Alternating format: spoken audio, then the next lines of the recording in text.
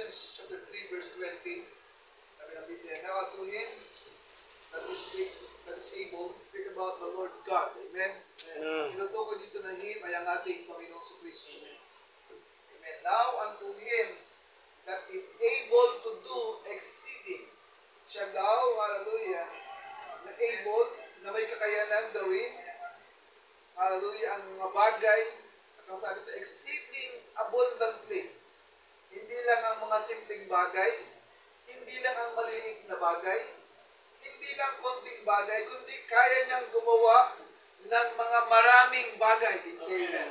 Exceeding abundantly above all that we ask. In other words, hallelujah, sa anuman, gano'n man kalaki, gano'n man kataas, gano'n man karami ang ating hinihingi sa ating Panginoon. Sabi ng Biblia, hallelujah, ay mas mataas pa dito. Above all that we ask or think. Ibig sabihin, yung lahat ng iniisip mo, amen, na sa tingin mo ay kayang gawin ng Panginoon, mas higit pa dito ang kaya niyang gawin. Amen. Sa lahat ng iyong prayer, na sa tingin mo ay kayang gawin ng Diyos, mas mataas pa dito ang kaya niyang gawin. Amen. Exceeding above, abundantly, above all that we ask or think, according to the power that worketh in us. Ito man minsan mga ang nakakalimutan ng lahat eh.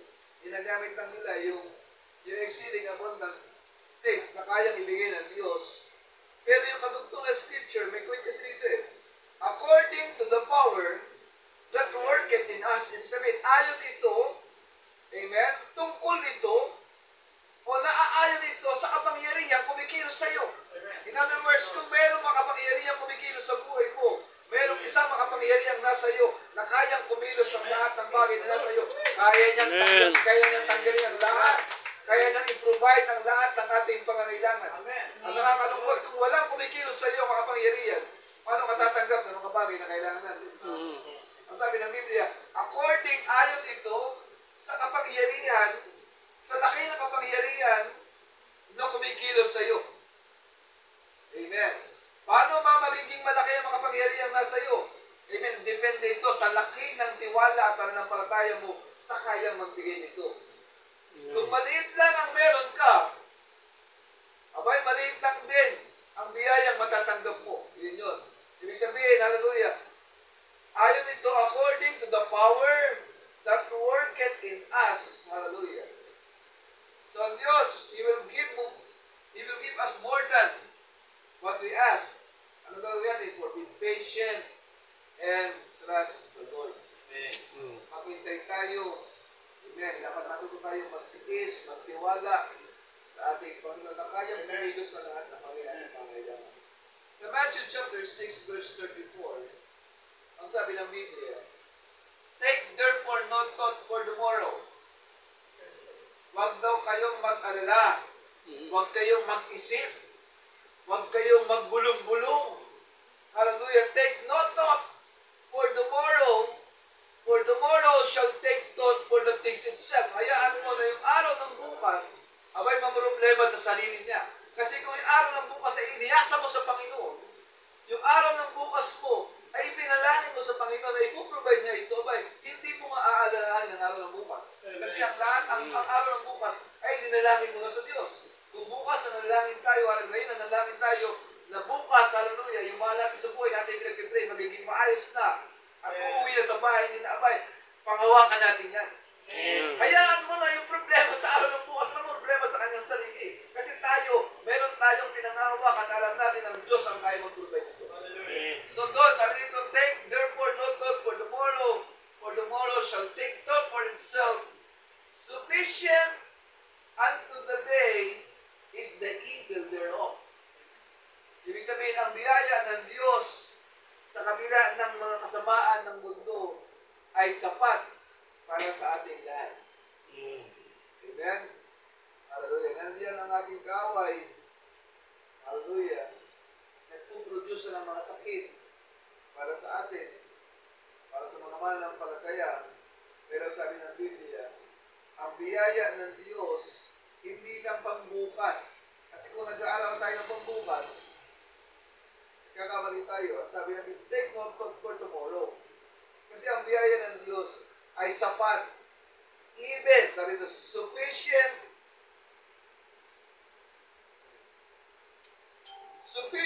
unto the day is the evil thereof. Sapat ito, hallelujah. Dumating man ang kasamaan ng mundo, dumating man ang lahat ng bagay sa mundo ito, pero ang biyaya ng Diyos hindi lang pangbukas, pang tuloy-tuloy, sufficient.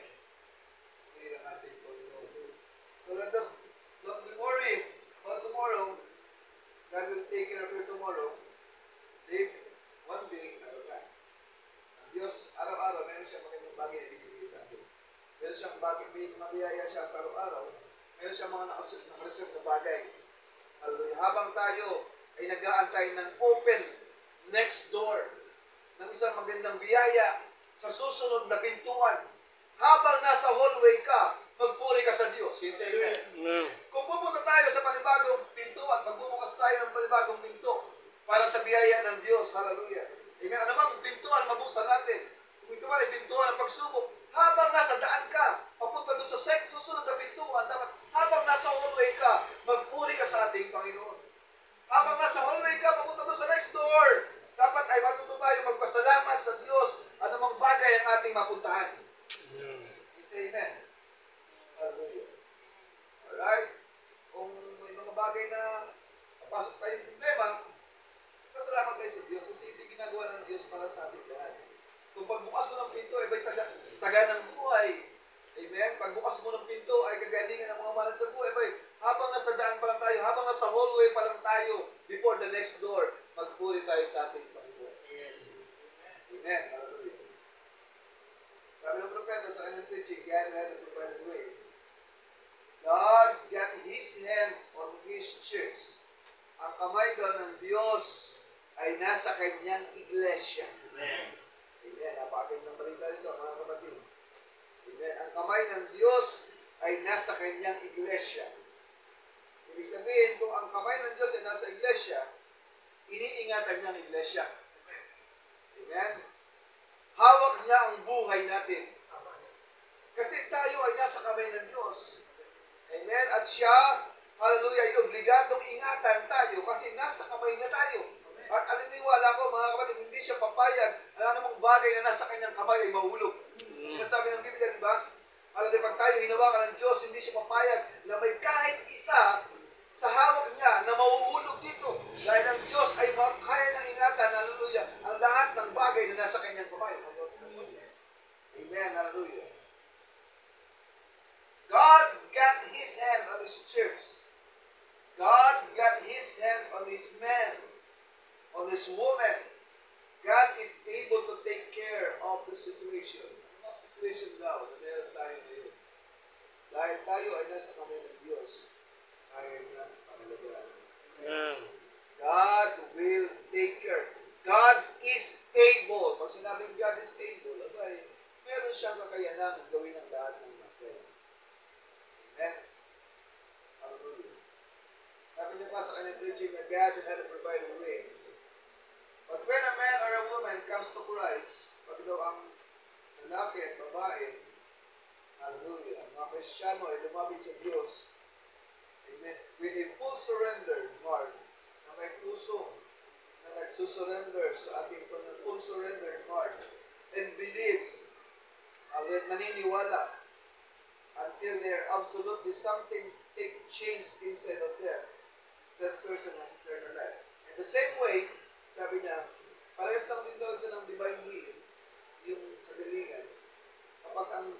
When a man comes to Christ, kapag tayo ay lumapit sa Diyos, upon the basis of believing the shed blood, at tayo naniniwala na yung ating kagalingan ay gagaling na dahil doon sa dugo na inihagos ng ating Panginoon. Diba sabi ng Biblia, by my stripes, you are healed. In His stripes, we are healed. Sa kanyang mga latay, tayo ay nagsigali. Yes, sabi ng Biblia, hallelujah. And then, upon the basis of believing the shed blood of Christ was for His healing, by His stripes we are healed, and accept it until something happened in his heart. I'm going to be well. Ako'y gagaling. I'm telling you, there's no way at all to keep them go from getting well they are going to be well. That's right. Pag sinabi niya ako'y gagaling, manghawakan nyo, ikay gagaling. Pag meron kang pinalangin na gagaling, hallelujah, gagalingin. Kasi ang dugo ng ating Panginoon, yung shed blood, sabi niya, ito ang nagiging dahilan.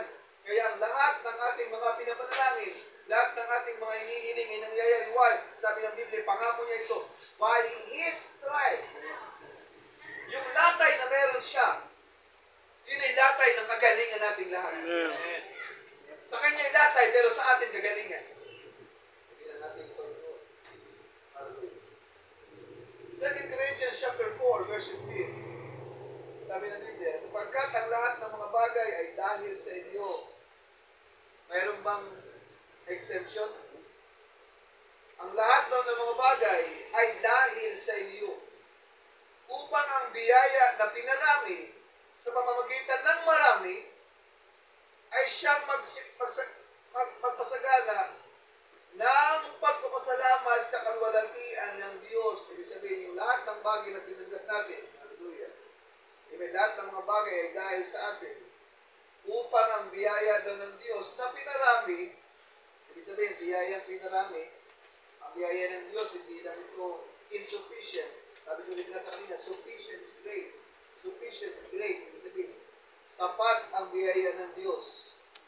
Amen? Kung ang hinihiling mong biyaya ay 10, hindi nga kanya 10, pero wag ka mag-isip na hanggang nila ang kayang bigay ng ating Panginoon. Kasi sabi ng Biblia, exceeding more than you think and more than you ask. Hallelujah. This is sabi ng Biblia, biyayang pinarami saan? Sa pamamagitan ng marami.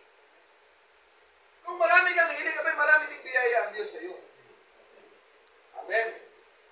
Ay siyang magpapasagana ng pagpapasalamat at kung ikay tumanggap ng biyaya, ng saganang biyaya, abay dapat sagana din ang pasasalamat mo sa Diyos. Amen. Pag-multiply ng pasasalamat mo sa Diyos. Kasi binigyan ka ng saganang biyaya, abay magpasalamat ka ng sagana. Ng maraming sagana, ng maraming papuri, hallelujah, pasalamat sa kalwalatian na hatid ng ating Panginoon, sa kaluluwa natin ng Diyos. Kaya nga, hindi kami nangagihimagod, sabi ng Apostle Paul, pagkamat ang aming pagkataong labas ay pahina ng pahina. Ngunit ang aming pagkataong loob, which is our soul, yung inner man, tayo yun. Pagkamat yung ating flesh ay pahina ng pahina, pero yung ating pagkataong loob ay nababago sa araw-araw. Humihina yung flesh natin sa mga bagay na sanglibutan, pero ito nagiging paraan para lumakas yung ating pagkatao. Araw-araw. Amen. Hallelujah. Ibig sabihin, nagkakaroon ng progression. Umuulat, araw-araw lumalakas at lumalakas yung ating pagkataong loob. Sapagkat ang aming magaang kapigatian, hindi mabigat, ang nabigay sa atin ng Panginoon, tagda niyo is magaan lamang na kapigatian. Na isang sandali lamang, hindi lang magaan, sandali nga lang eh. Minsan kasi isip natin yung ating naharap, yung ating buhay problema, ba'y napakatagal na ito. Hanggang ngayon, kalito pati. Pero sabi ng Savior, hallelujah, magaang kapigatian, nasa isang sandali lamang, ibig sabihin, saglit lang ito, ay siyang gumagawa sa amin ng lalong bigat ng kalwalatiang walang hanggan. Yan ang ating Panginoon. May kaunti tayong kapigatian, pero ito, hallelujah, ay nagbibigay ng lalong bigat ng kalwalatian walang hanggan. Samantalang kami ay nagsitingin hindi sa mga bagay na nakikita, kundi sa mga bagay na hindi na nakikita, sapagkat ang mga bagay na nakikita ay may katapusan. Dapat ang mga bagay na hindi na nakikita ay walang hanggan. 2 Corinthians chapter 9, verse 12, sapagkat ang pangangasiwa sa paglilingkod na ito ay hindi lamang matakip sa pangangailangan ng mga banal. May ito na tinatanggap natin. Hallelujah. Amen. Ang pangangasiwa sa paglilingkod na ito ay hindi lamang tumatakip sa pangangailangan ng mga banal. Yung mga pangangailangan nito sa suglay ng ating pangangailangan. Hallelujah. Hindi lang ito doon, kundi ang maapaw, kundi naman maapaw sa pamamagitan ng maraming pagpapasalamat sa Diyos. Dependis na algo, di ba meron tayong mga bagay na ginagawa para yung ating mga para sa buhay ay makatulungan natin. Okay?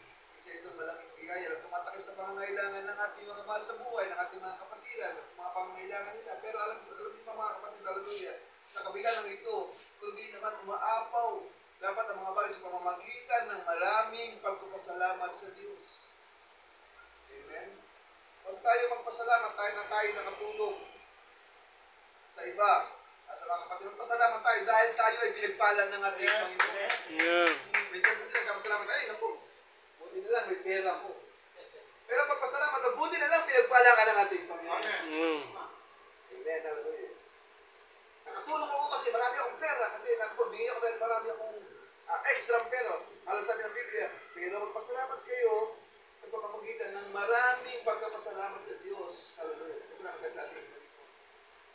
Hallelujah. Sa preaching niya, ang God Commission to Moses, sabi niya, ang bayan ng Israel, nang sila ay tumawid sa Red Sea, cross over the sea, cross over sa Jordan, rather. When they had crossed over, got over on the other side, he said, now you have asked what you will, and I will give it to you, perfect type of the cheers. Nang ang bayan ng Israel daw ay tumawid over sa kabila ng Jordan River. Hallelujah. Sabi ng ating Panginoon, nangako ang Diyos, ask what you will, and I will give it to you. Sinabi niya sa bayan ng Israel, pagkatapos nilang tumawid, hallelujah, over. Ibig sabihin, nakatawid sila, tumawid sila, hindi nagpaiwan sa kabila, nung sila tumawid, binigyan ng Diyos ang pangako sa kanila. Kaya kung gusto nyo matanggap ang pangako ng ating Panginoon, kailangan natin tawirin ang ilog na ito, hallelujah. Ilog, hallelujah, na humahantang para tayo ay lumapit sa Diyos. Ilog na humahantang para tayo ay magtiwala sa Diyos. Tawirin natin ito.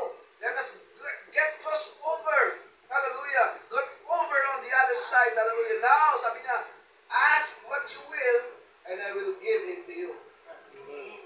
Perfect type of the cheers. Kailangan tawirin natin, hallelujah, ang ilog ng hindi pananampalataya. Manalangin tayo, ipanalangin natin, tawirin natin ang hindi pananampalataya.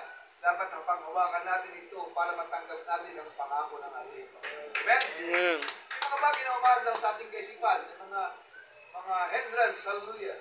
Amen, ang gustong sumira sa atin. Amen, mga bagay, hallelujah, mga usapin, hallelujah, ang gustong sumira, tumadlang sa ating mga plano. Pero sabi ng scripture, sabi ng propeta, tawirin mo ang bagay na ito para hindi mahalagan ang anumang inilalapit natin sa ating Panginoon. Ask what you will. Pangawalan nyo ito, mga kapatid. Amen. Ask what you will. Ano bang hiling nyo ngayong gabi? Alam ko, meron kayong hiling sa puso nyo ngayong gabi. Yes, amen. Sabi ng Biblia, ask what you will. And it will be given. It will be given to you. It might said, hallelujah, kaya lang sinabi ni Elisha, gusto ng double portion. Amen? Binigay pa sa kanya, ibinigay. Sabi ni Elijah sa kanya, Elisha, ano bang kailangan mo? I need a double portion. Hindi naman sinabi ni Elijah, ba't bibigyan mo ng double portion? Meron ka na nga eh. Amen? Hindi sinabi ni Elijah, huwag ka nang humingi ng another portion, Elisha, kasi meron ka naman na eh. Pero anong ginawa ni Elijah? Binato niya yung balabal na kay Elisha. At si Elisha nakatanggap ng double portion. Amen? Dobleng pagpapala. Amen. Purihin ang ating Panginoon. We got a double portion. Kaya sabi ito, ask abundantly. Kita nyo, humiling si Elisha ng mas higit sa kailangan niya. Matutusin, okay na sana, mayroon siyang portion. Di ba galing sa Diyos? Alam mo naman, si Elisha ay hindi ng ating Panginoon. Alam natin na hindi siya kababayaran ng Diyos, pero humiling siya ng another portion. Next portion. Portion to ni Elijah. Yung anointing niya, naging doble. Amen? Yung pinakita niyang milagro, ay doble sa pinakita ni Elijah. Ayan ang ating Amen. Ang isang bata, hallelujah, ang isang anak, is always a son. Hindi naman nagbabago eh, tama ba? Yung anak yun. Kaya naman siya naging kasama, bago ng kondisyon, bakit mga sitwasyon, Bakit na naging buhay niya? Nagbago ba ang kanyang titulo bilang anak? Hindi. Amen. Yung sang pa din yun. Kahit na anong mangyari, baliktad man ang mundo, hallelujah, baliktarin man ang lahat ng sitwasyon, pero yung anak ay mananatiling anak. Yung titulo niya bilang son, yung titulo niya bilang daughters, hallelujah, hindi ito nagbabago. Can you say amen? Pwede bang palitan yung anak? At yung anak gawin tatay? Hindi yun. Yung anak-anak yun. Kaya kung tayo ay anak ng ating Panginoon, yung titulo natin bilang mga sons and daughters of God, hindi ito kailanman nagbabago. At ang anak, pag umiling sa kanyang magulang, hallelujah, sabi ng Biblia, mayroon bang ama, pag nagiling anak ng tinapay, ibinibigay ng bato. Pag nagigiba ng pagkain, ibibigay ng aklat-aklat, hindi. Ang bibigay niya, kung ano ang inihiling ng kanyang anak. Ganyan tayo kamahal ng ating Panginoon. Son is always a son. Even there's a trouble or problem and conditions, but your title as a son remains the same. Amen. That's two quotes. Hallelujah. Kami na propeta sa ating preaching na God commissions Moses. Commissioning Moses. Sabi niya, what is in your hand? Ano daw ang iyong nasa kamay ngayon? Ano daw ang nasa kamay ngayon? What is in your hand? Speak about spiritual things. Ano ba ang hawak niyo ngayon? Hawak niyo ba ang pananampalataya ng kagalingan niyo? What is in your hand? Why is God right in you? Bakit nasa iyo ngayon ang iyong pinangahawakan? Pag meron kang prayer ngayon, panghawakan mo ito ng iyong kamay ng pananampalataya. Amen. Why is it God right in you? Bakit yan ibinigay ng Diyos sa kamay mo ngayong gabi? Kung meron tayong prayer ngayong gabi, sa tingin nyo, bakit kaya inilagay ng Diyos sa kamay nyo ang panalangin na ito? It is in your heart. Bakit inilagay sa puso mo? Ano ba meron sa puso mo ngayong gabi? Amen? Hallelujah. Meron tayo sa puso natin ngayong gabi, pero bakit ito inilagay ng Diyos sa puso mo ngayong gabi? It's all over you. The Holy Ghost, do something about it. Amen? Throw it out there and trust God. Maniwala ka sa Diyos. Ano bang hindi bagay, magandang bagay, hallelujah, na gusto mandang dito, itapon mo ito at maniwala ka sa ating Panginoon. Amen. Trust God. And say, certainly, God promised it to me, and I believe it. Pinangako ito ng Diyos sa akin, and then ito yung pinaniniwalaan ko. Amen. Alright. Hallelujah. Sa Book of Hebrews,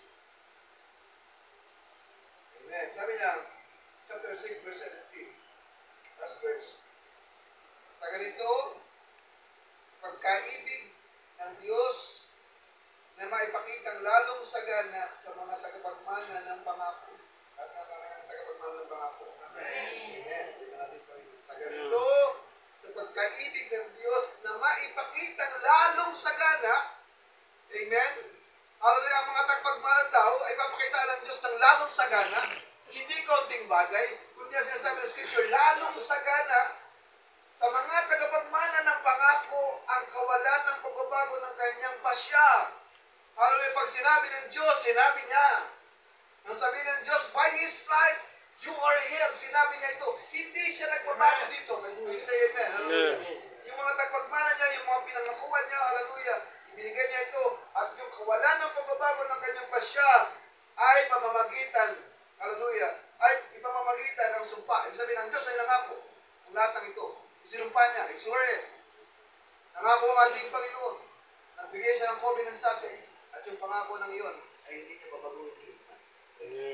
Sabi niya, I will be with you, even in you, until the day, until the end